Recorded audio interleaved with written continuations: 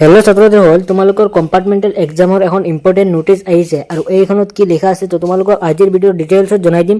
তো তোমালোকে ভিডিঅ'টো স্কিপ নকৰি একেবাৰে প্ৰথমৰ পৰা শেষ পৰ্যন্ত ভিডিঅ'টো চাবা। আৰু ছাত্ৰছাত্ৰীসকল, মই তোমালোকক আগৰ ভিডিঅ'টো কৈছিলোঁ যে তোমালোকক তিনিখন ছাবজেক্টত যদি ফেইল কৰা তেনেহ'লে তোমালোকে কম্পাৰ্টমেণ্টেল এক্সাম দিব পাৰিবা।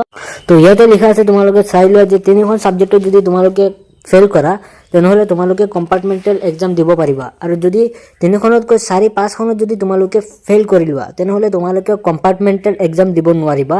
আৰু তোমালোকৰ মাৰ্কছ হ'ব লাগে 170ৰ ওপৰত তোমালোকৰ মাৰ্কছ পাব লাগিব। আৰু যদি 170 তলত পোৱা তেনেহ'লে তোমালোকে কম্পাৰ্টমেণ্টেল এক্সাম দিব নোৱাৰিবা।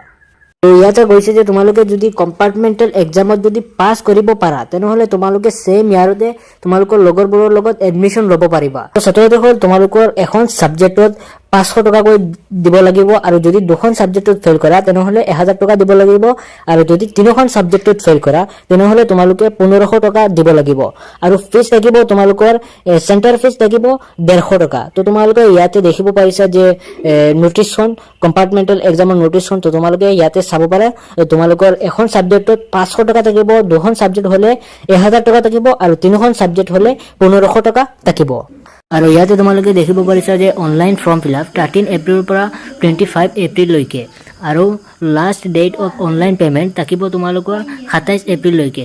আৰু 3 নম্বৰত আছে last date of challan payment at the SBI bank. SBI বেংকৰ পৰা তোমালোকে 30 এপ্ৰিললৈকে থাকিব ডেট। তো ছাত্ৰ ছাত্ৰীসকল, এইখিনি আছিল